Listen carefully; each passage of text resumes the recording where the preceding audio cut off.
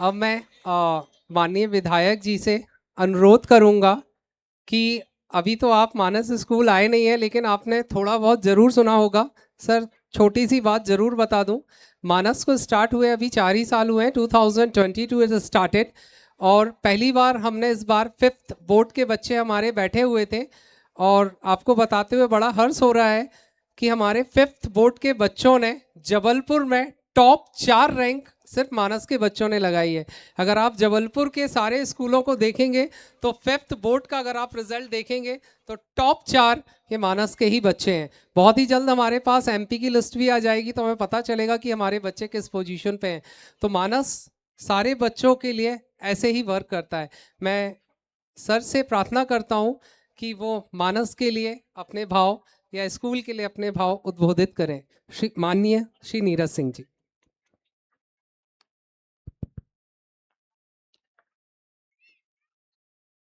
बोलो भारत माता की, नर्मदा मैया की।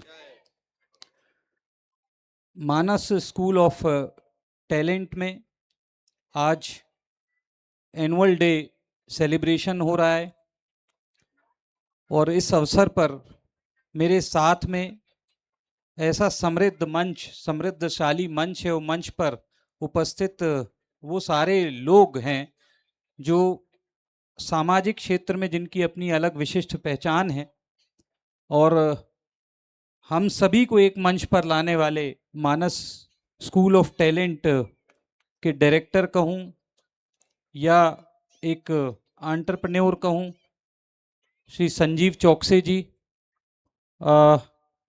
उनके मामा जी श्रीचंद चौकसे जी, श्रीमती संध्या चौकसे जी, मंच पर मेरे साथ खड़े हुए सम्माननीय श्री बल्लू अग्रवाल जी, नारायण केवट जी, बबलू राजपूत जी, मंडल के अध्यक्ष रजनीश ठाकुर जी, पूर्व मंडल अध्यक्ष संजय जैन जी, बरगी ग्राम पंचायत की सरपंच सम्मानीय मंजू चौकसे जी, सौरभ इंटरनेशनल स्कूल के संचालक सुमित मिश्रा जी, सरपंच चौरई विकास खन्ना जी, सम्मान्य श्रीमती लता शर्मा जी और मेरे सामने बैठे हुए सभी अभिभावकगण, सभी छोटे छोटे नन्हे मुन्ने बच्चे और बरगी क्षेत्र के मेरे सभी प्रियजनों को मैं प्रणाम भी करता हूं। और जैसा कि स्कूल का नाम है मानस, आप मानस शब्द का साधारण सा अर्थ है कि आप मन में बच्चों की किस तरह की धारणा बनाते हैं, मन की क्या धारणा आप बनाते वो मानस होता है। और मुझे विश्वास है कि आज के इस प्रतिस्पर्धी युग में जहां निजी स्कूलों में बहुत प्रतिस्पर्धा है, आपको यदि अपनी अलग विशिष्ट पहचान बनाना, आपको कोई यूएसपी बनाना है तो आपको सिर्फ शिक्षा ही नहीं देनी होगी, बच्चों को ऐसे संस्कार देने होंगे जिससे बच्चे राष्ट्र के अच्छे नागरिक बन सकें।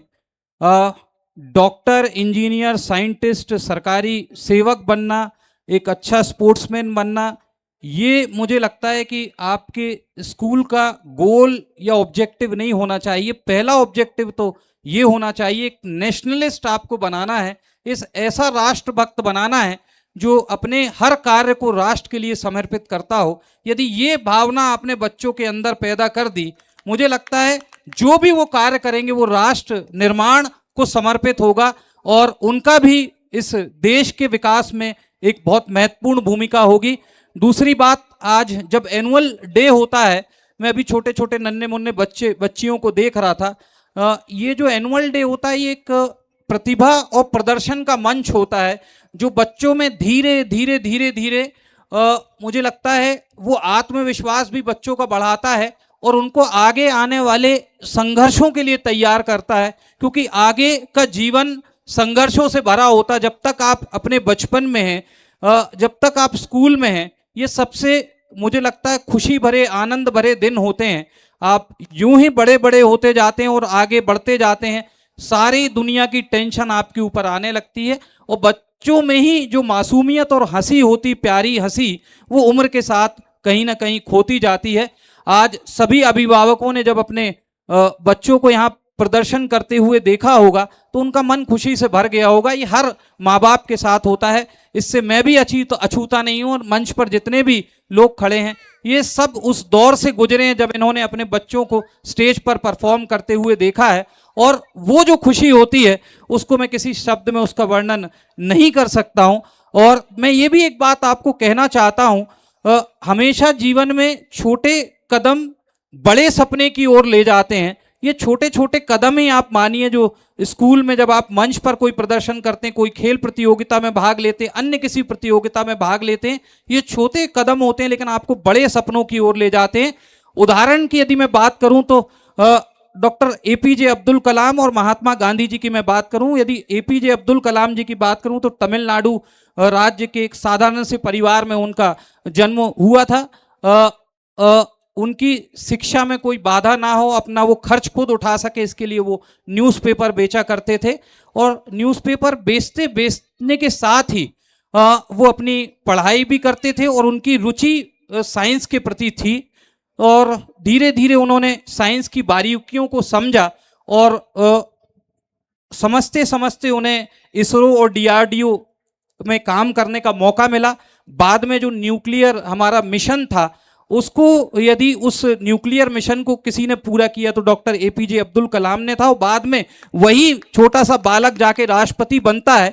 तो कदम तो उन्होंने भी छोटे छोटे उठाए, लेकिन वही छोटे कदम उनको बड़े सपनों की ओर ले गए। तो मैं यही आप सभी से कहना चाहता हूं कि मानस स्कूल जो है, जैसा मैंने कहा, आप ऐसे अच्छे संस्कार आप बच्चों में देंगे कि वो अच्छे नागरिक बनेंगे। मुझे लगता है इस स्कूल में वो क्षमता है। आपके पास एक विजन है, 4 साल में यदि आप इतना भरोसा वर्गीय के अभिभावकों का जीत सकते हैं तो इस स्कूल को आप और ऊंचाई तक ले जा सकते हैं, और ऊंचाई तक ले जा सकते हैं, ऐसा मुझे विश्वास है। मैं सभी बच्चों को, सभी अभिभावकों को शुभकामनाएं देता हूं। अभिभावकों से भी एक छोटा सा आग्रह करूंगा कि बच्चों को ऐसा वातावरण और हर वो संसाधन दें जिनकी उन्हें आवश्यकता है। यदि किसी चीज की कमी करने की आवश्यकता आपको लगती है तो मुझे लगता है वो आपको अपने सुख सुविधाओं में कमी करना चाहिए, लेकिन बच्चे को हर सुविधा, बच्चे को हर वातावरण, बच्चे को ऐसा बेहतरीन वातावरण जो पढ़ाई के लिए अनुकूल हो, सारे साधन संसाधन आप दें ताकि आपका बच्चा ना सिर्फ आपका नाम रोशन कर सके, आपके समाज का नाम रोशन करे, इस देश का नाम रोशन कर सके। यही बात कहते हुए मैं अपनी वाणी को यहीं विराम देता हूं। जय हिंद, जय मध्य प्रदेश।